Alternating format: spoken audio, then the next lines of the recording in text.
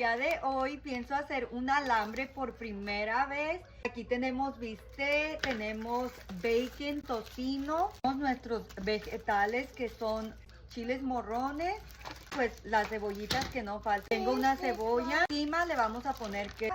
Así quedó nuestro rico alambre, nuestro bistec con tocino, vegetales, chile morrón, le pusimos cebollita, súper rico. Puede comer en tacos. Aquí tengo tortilla de harina y de maíz. Se agarra un taco y lo agarras con todo el queso, algo así.